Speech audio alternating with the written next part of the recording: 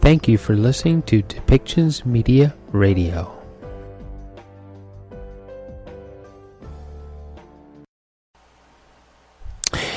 Every year, we all make New Year's resolutions, and most of those New Year's resolutions are in the bin, kaput, done, forgotten about by January 15th.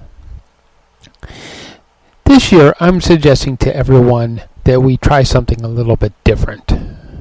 Instead of trying to eliminate something, take something away from our life because we know that it's not necessarily good for us, instead of making sacrifices, that we instead learn to be grateful for what is in front of us. Learn to be grateful for the things that we have, and stop wishing for the things that we don't have. Our first coach in this series, she was so grateful to have her son and to have him come into her life the way that he did, when most of us may not have seen it quite the way she did. And he became an acronym in her coaching process. That acronym is Blake. Our first coach is Cheryl Ginnings, and she's based in the U.S., near Oklahoma. And let's listen to what she has to say about being grateful and why gratitude is so important in her life.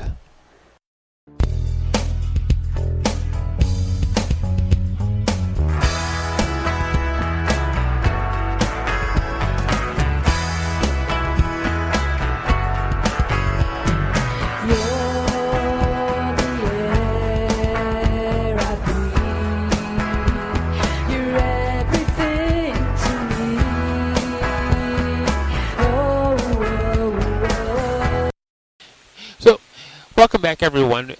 We're beginning our new year with a gratitude series.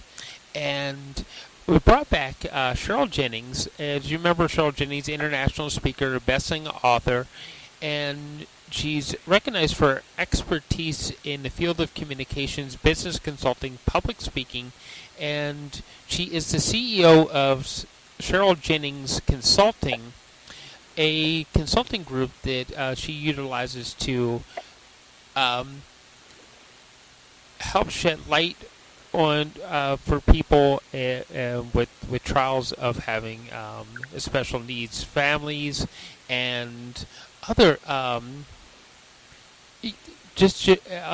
issues that people have that that they just need help getting through life, and which makes because of how Cheryl actually started the whole consulting thing and her reasoning behind it is the reason why we wanted to bring her back as number one for our gratitude series. Welcome to the show, Cheryl.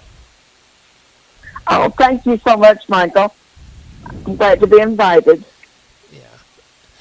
So, I guess the first thing I wanted to ask you the last time, how were you able to fill yourself with such large amounts of gratitude? Because your son Blake, he was born with special needs, and you were able to find phenomenal ways to be able to care for him and to make sure he's cared for his entire life. You know. So. Right. Well, I think one of the things that has helped me so much in my life was understanding how grateful I was for my family, my parents, and the things that they taught me, and grandparents, and realizing just how important family is. Mm-hmm. And I also just really look to the Bible for a lot of that spiritual guidance that we all need, but don't always recognize that we need. And one of the stories that stood out in my mind from even childhood was when Jesus stopped to heal 10 lepers, and only one of them came back to thank him, and he said, "Where is the nine?" And I see that almost all the time when we do things for the people. Not everybody realizes that they've been given a gift. If it's your time, if it's just asking questions, or if they're if you take something to them, not very many people will stop to even write thank you notes or teach their children. And I remember how my parents really stressed that. And anyway, gratitude is just one of those things that I see if we can focus on the good, then we see how our lives are blessed. But if we focus on the things that we don't have or the negatives, we feel like we have nothing. We feel like we're worse off than anybody. And that is a mindset that we can change. And hopefully, just by encouraging people to look for some good things and look for strengths instead of weaknesses in each other, we can make 2021 a much better year. Instead of looking at what we don't have, what we've had to go through. In 2020 has been a hard year for most people that I know, but if we can focus on what have we learned going through these times, and then make some pivotal changes in our lives and our mindset to be grateful that we've made it through, or that we've survived something that others have not been able to survive. Just look for those little things. We will change our world. It doesn't just change us. Right. I hope that makes sense. It does make sense, and I believe that yeah, we our global society has been tested, and absolutely, and we need to focus on what we have learned, So right, because there are so many lessons, and every country seems to be trying to figure out, how do I deal with this massive problem that we haven't had to deal with. And we know that in many years past, there have been famines, there have been really hardships that have happened to areas of our world at different times, but this seems to be something that nobody was prepared for because it was global. And it was something that it doesn't seem to be easily controlled, and so it created a lot of fear, and it's made people react in ways that are very negative for themselves or for those around them, just being so fearful all the time and afraid to look at anybody in the eyes or to shake hands or to be able to do anything. We've had to quit a lot of those ways of greeting one another that have really been important. We all need hugs, and we're not getting them. Mm-hmm. And studies were done years ago about the importance of hugs, and that there is a need for us to have at least 8 or 9 hugs a day. Well, we're not getting those hugs anymore, so we're seeing a lot of negative effects of being isolated from one another and having to restrain ourselves when we do greet people, wearing masks and not recognizing each other as we approach one another, maybe as quickly as we used to. But there's also been a lot of isolation of people that are in hospitals or nursing homes, and then when families have had a death, to not be able to comfort them by being present or being with the family at those times has been extremely hard on everyone. I still have friends that have family members in the hospital they're not able to sit and be with, and yet they know they're needed. They know that family member that is ill may need somebody to speak up for them or to just understand what their needs are and be able to communicate for them. So yeah, it's a whole different situation now than it used to be. Yeah.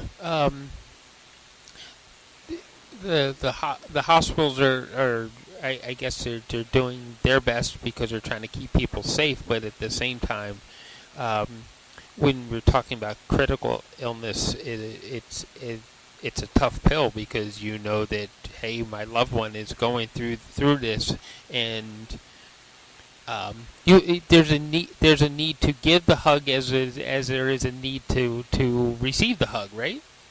You know, Right. it feels Absolutely. better when somebody's holding your hand through a rough time, and it feels good when you're able to hold that person's hand, right? So, Absolutely. And, so I had a friend at the beginning of the COVID crisis that would be like one of the least likely people to get COVID, and yet she did. And she ended up in the hospital 88 days. And the only time her husband was able to be with her was when they transferred her from one hospital to an ambulance to take her to another town for help. And that has created so much grief for the family because they weren't able to be there and to um, hold that hand and sit with her. And I see that with a lot of people. In fact, I don't know about your news, Michael, where you are, but I just keep seeing stories of people who've given up hope. They say that a lot of the people in nursing homes that can't see family have died from broken hearts. mm-hmm. We've seen more suicide and a lot of depression. And we're coming up on a holiday time that we already realize create some of those issues for people who are not with loved ones during the holidays, and they're already going to be sadder, or there'll be more people that feel hopeless during this time. And so I thought today we might just make some suggestions to help people be able to cope better with the loneliness, but then to make some resolutions that we start today to make changes for 2021 to be a great year. Well, let's do that. Why don't we Okay. have some suggestions towards that, because people need suggestions, right? Okay. Yeah. Well, you, changes can happen anytime. We don't have to wait for New Year's resolutions.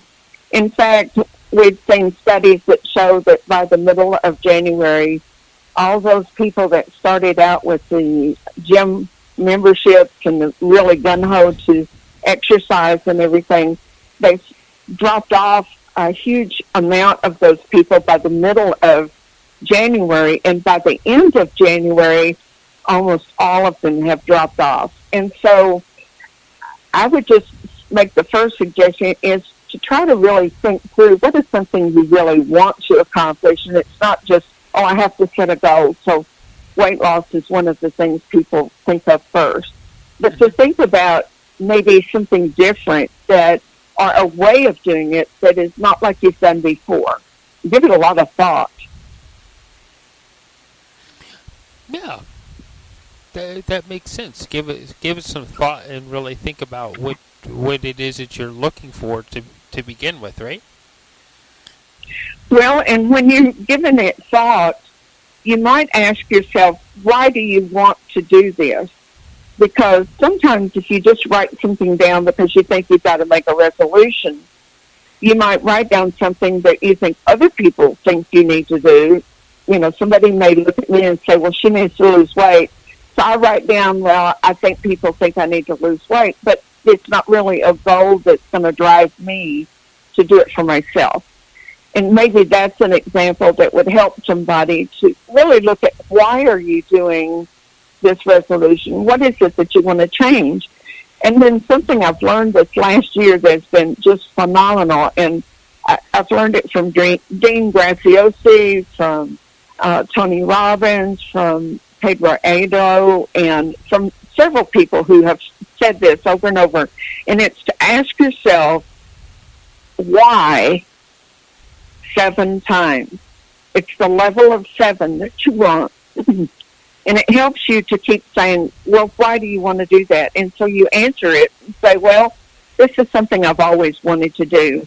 Why have you always wanted to do it? And just keep going 7 levels, and you'll get down to whether or not it's something you really desire. So that's one of the easiest and most wonderful ways I found this year that really inspires change. Why do you want that change? Because if it's not a deep enough need or desire, it's not going to be a good goal for you. Right. and What do you think that's about that? If you were to ask yourself 7 times why, what do you think? How do you think it would change your life? well. I'm actually going to point out some real life example to this because I would say how old. I gotta think about how old I am now. Oh my God!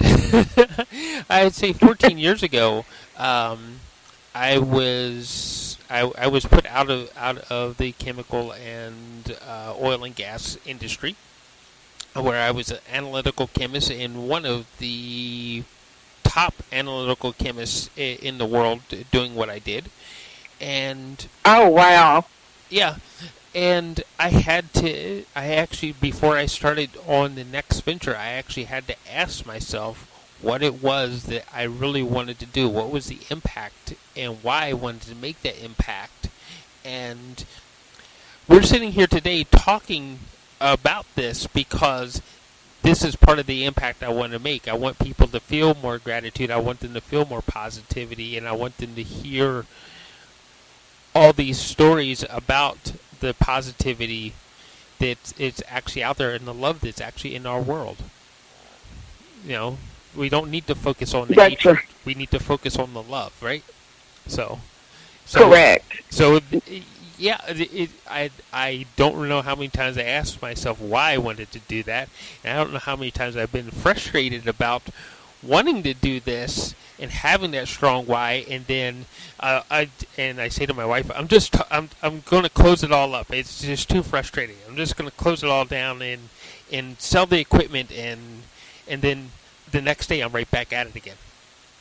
That tug, right? Well, and we do hit times that we are frustrated about what we're doing, and we do think, oh, maybe it's not worth it. Mm-hmm. But maybe, like you were just saying, just taking a little break from it, we can go back and look at, okay, why would I want to do this in the first place? And maybe you really do love what you're doing, but the frustration of things that are not in your control. Maybe for me, technology is a real issue. Yeah. So if I get really frustrated, my husband, who does not do anything on computers, looks at me and goes, that's why I'll never do it. Well, we kind of do that to ourselves sometimes, too, because we get so frustrated. We think, I just want to quit. I just want to get away from what I'm doing. And think about it. But if we realize how much we've changed, how much we've improved because we've learned something that was really hard, but we did it, and then celebrate the win. And technology changes all the time. So every time we're going through a new change, we can celebrate. Yeah. I learned how to do something else. And it might not seem like a big thing to people who are already in that field. But for us, that's huge. Yeah. And let me just tell you a little story there, because when our son is now 50, but he has severe cerebral palsy, and when he was a baby, he had no head control, no back control. He couldn't sit up even propped with pillows. And he was just a very floppy baby, and we couldn't figure out what we needed to do, how to help him. And so we tried just lots of things that we could think of. Well, when he was probably about a year and a half old, we found a Fisher-Price toy that I don't think I've seen for years now, but it had a wooden dowel rod with wooden round circles that could go on top of that, but every time one dropped, it would ring a bell. Kind of like Pavlov's getting that little reward. Well, he was not able to lift one of the wooden rings. In fact, the only things he could do with his hand would be maybe use one finger. So we figured out if we notched the top of that dowel rod and propped up the ring on top of it where he could just reach over and touch it and make it drop and ring that was one of the biggest celebrations we could have ever had. I mean, when he finally got his little finger over there, it probably took several minutes for him to lift his finger to go over and to touch that ring. But when it rang that bell, he smiled. We were all just laughing and clapping. You would have thought that was the most important thing that could have happened that day for anybody. But that is one of the reasons that it showed us how important just celebrating something small is. And if you have a child that has special needs, almost everything they do takes so much effort that you celebrate. You learn to celebrate every little thing that happens. And it helped us with our other children because we celebrated so much that other people probably didn't realize was that big of a deal. But we did because we had seen that that was not always going to happen. Right. And one thing, for instance, was we had to have speech teachers help us with our son to work with his tongue to try to help him learn to swallow good where he could suck through a straw. Do you know it took three years of therapy for him to drink through a straw. And then when his little sister was little and we gave her a straw, she just sucked it a couple of times and up it came, and we were just joyous. But it was something that we knew you can't take for granted. So that was part of what makes this feeling joyful and gratitude really be a very important thing in our lives. Yeah, I do remember some of that because my two sons they had J tubes. And the speech therapist coming to teach them how to suck from the bottle. Yeah, I remember that. And it's like, and when they finally sucked the whole bottle down in one try, you were like jumping. It's like, oh my God, they did it. Yeah, right. You know? And if your child has not ever had a trial like that and, has just learned how to do things pretty easily, you just take things for granted that you don't realize other people can't do that. Mm-hmm. And so I think it brings an awareness of how just looking for little ways that we can encourage people has been such a good thing to do because, we're not all the same. We're not all gifted in the same way. And just because I can't do what you do doesn't mean that I'm not important. But yet, this is where a lot of people get into trouble with their mindset because they think if you don't know what I need and I'm not going to tell you, then we have disappointment in our lives because we've expected something that was really not fair to somebody else because we didn't tell them what we were expecting, but we've become disappointed in their not doing something that we just wanted them to do without telling. I know that's crazy. It's a crazy way of describing it, but that happens in homes all the time. Yeah. Husbands or wives are expecting something, but they don't tell, and then they feel hurt or disappointed because the spouse did not know to, I would have really liked flowers for my anniversary, or I would have really liked for you to remember that today was our anniversary. Yeah. Well, that's true. How many times do you hear a couple say, well, it's kind of a game, I got, it's like, and you say back to them, well, why don't you just tell them outright what you want? Well, they should just know. Right. Huh? And that gets us in trouble. Yeah. Yeah. And it gets anybody in trouble because we've expected something that they did not do. And, I also look at this too, Michael, in how many people expect others to take care of their needs and they feel like they're a victim. And because people aren't doing everything that they wanted them to do, somehow that's not right. That's not fair. Well, we need to readjust our minds as far as knowing and understanding what can I do for myself and not depend on somebody else to do it for me. If I'm able to do it, then I should be doing it. I don't need the government to feed me if I can feed myself. I don't need them to do something for me that I can do myself. Whereas our children who are not fully developed, physically or mentally or whatever, to be able to take care of themselves, we ought to take care of them. If our parents get disabled where we are no longer able to take care of them, then we may need the help to take care of them. But as long as we're able to do it, that's part of living, part of life, part of loving, part of seeing that I'm grateful for other people in my life, and look what I've had help to get to this point. Therefore, I'm going to reach out and help other people and not expect them to do something for me I can do for myself. Yeah. So let me ask you this.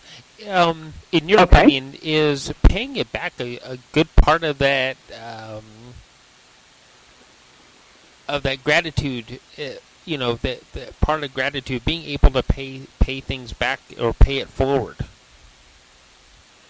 I would think so, because I believe that I've been blessed in many ways. Sometimes I don't realize how much I've been blessed until I look around and I see people who are not as blessed as I am. If it's physical, if it's mental, if it's social, if it's financial, I may take something for granted and not realize just how blessed I am. But when I do realize it, I'm grateful. I realize, I've got a lot of friends. Well, isn't that wonderful? But a lot of people that I've known in the past that are not very friendly themselves or friendly towards other people look at outgoing people as if there's something magical about that, and they don't realize if the Bible teaches us, if you want to have friends, you've got to make yourself friendly. And when we don't do that, we cannot expect the same result. Yeah. And you might see that in your business with just networking. If you don't ever like to go network and meet people like you're doing, even though we've not physically met each other, we are meeting each other online, and we're able to have conversations like this. But if I were not looking for ways and you weren't looking for ways, we would have never met. And I feel like in lots of ways I am so blessed because I have been able to learn how to get on the internet and to be able to join groups and to maybe encourage other families who have special children to keep on. Don't give up. I know it's hard. You've got a bad report from the doctor or from school or something, but don't give up, and don't give up on yourself. And to just keep encouraging people to believe in themselves and to understand they know more about their child than anybody. So don't be pushed around with somebody with a degree saying your child will never amount to anything. Because I've had that happen, and I realized how wrong they were. And I'm thankful I didn't stop. I just found another way around that person. Yeah. And I'm not saying, hey, looking at me. I'm just saying that's something that, as parents, even if your child doesn't have, special needs, there are times that you're going to be frustrated because maybe somebody in their life, a teacher, gave up on them or thought they were not behaving well. And instead of addressing the problem and trying to move forward and help your child learn things, they give up and they think, well, I can't do anything about that. And I've seen that happen in school systems when I did a lot of substitute teaching. Yeah. But we can make a difference, and being grateful is at the basis of what we can positively do ourselves. I don't have to depend on anybody else to be grateful for me. I need to do it to be grateful myself for other things and other people. Yeah, that is very, very true and very important. That being able to teach somebody else to believe in themselves, and being able to speak up for them while you're teaching them to believe in themselves is so important, right? especially our children. It is important, and if we as parents don't feel the importance of speaking up for our child and just think other people are going to speak up for them, our children are going to be neglected. I'm sorry, but even when you speak up, you'll sometimes find out your child has been ignored in a classroom or with somebody that they were around that you thought was just wonderful and was really doing a lot with them, and you'll find out, no, they really weren't. But it's not up to them. It's up to us, to try to make things better. We can't wait on other people, in other words, to make life better for us. Yeah. That's a very important lesson, that if you want it, you have to go after it yourself, and you have to make it happen yourself, for yourself. Back about 50 years ago, now I'm really dragging out here, but I remember a billboard that said, happiness is a state of mind, not circumstances. And that has stayed with me all my life, because I see that was so true. Happiness is like a serendipity of life. It's not something you go after and say, I'm going to be happy. It's seeing the fulfillment of a dream. It's seeing how people love you. It's the happiness that you feel when things are going good and when you can look at the blessings you have. That's true happiness. It doesn't matter if you've had the hardest luck getting started in the world. If you think you are owed something because of that, you need to read more, because you'll find that some of the top people who have started companies or have made a lot of money or have done something did not get there overnight. They started in very difficult circumstances where people would a lot of times give up, but instead they pushed themselves to learn something to make their lives better. And the more I listen to some of these people who are out there trying to make the world better, the more I see that's a trait that many of them have. They were the underdogs. They were the ones that had, rough childhood growing up. They didn't have much money. They had a very dysfunctional family or something that would have made other people feel like I'll never amount to anything, or I don't have a chance because I don't have a lot of money or something that other people have. But anyway, I just feel like that's something that's so important there. Yeah. Because this is only supposed to go for a half hour. we're running out of time. So okay, we can do this again too. Yeah. Okay. But let's get one last thing in there. That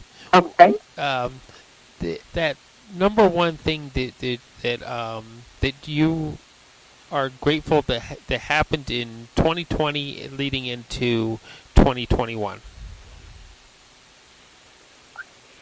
Okay, one thing that I'm grateful for that happened in 2020, in a year that lots went wrong, that it's helping me to see how I can move forward into 2021, is to realize that in spite of a lot of health issues I have had, I have been able to go through that. I haven't come out with COVID.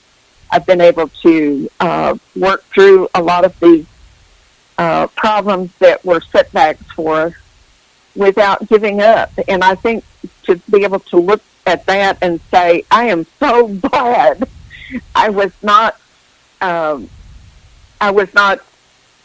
in a situation that I couldn't recover, or I was always seeing how fortunate that we were able to be around people and yet not get so sick, but to be able to say, I'm making plans for 2021 to be the best year yet. I don't know. Yeah. I am just a very happy person about this, because I'm about to have a 5th surgery, and it's just like, I don't really want to go through all these things, and yet I see that it's going to be all right. I'm going to be better because of it. They're making me get well. and I haven't gotten something that I can't get over. So Yeah. I'm thankful, very thankful for that. Well, I will tell you And this. I'm making plans for business to be better, too. There you go. I I know when I called you to invite you to do this show, that you said that you were about to be heading into a surgery or something like that. Something about some sort of a tumor or something like that. I was kind of listening. Right. And it's amazing. Yeah. You think, how do these things happen? Yeah. And I hope that that God does send His healing hand along with you and guide those surgeons as they do the procedure. And I look forward to speaking to you on the other end of that surgery. So. Well, thank you so much, Michael. And this is a joy of my life to be able to visit with you and to see that you're trying to make a difference in other people's lives. And I thank you for that. I thank you for the difference that you're making and for the ways that you're trying to reach out and uplift other people. And I look forward to speaking with you again soon. Okay. Thank you for your encouragement too. It's very kind words. Oh, yeah. Well, I'm proud of you. I'm so glad that you're able to do these things, because that's a gift. And you're giving something to many people by doing what you do well. All right. Thank you very much. I'm going to start to get choked up in a second here. Well, I hope you have a really happy holiday with your kids, with your wife, and, to just enjoy some of that time that, reflect on the things that have really gone well in spite of a year that everybody can say has been hard. Thank you. Yeah, and I will deliver that message to my wife also. So. Good. Well, you do that. All right. And we'll plan to visit again before long. You just let me know, and I'll look forward to that too. Okay. I am looking forward to talking to you after your procedure and you heal up. So, thank you everybody. Thank you so much. Yeah.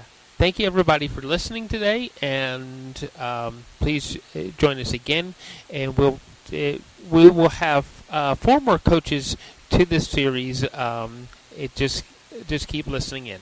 Okay, thank you so much, everybody, and bye for now. Bye-bye.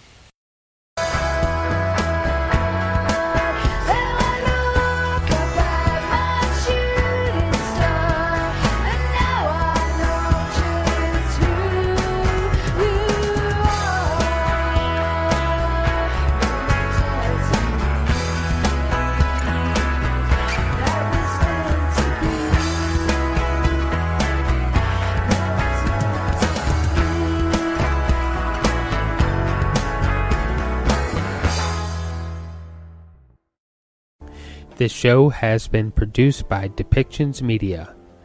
Please contact us at depictions.media for more information.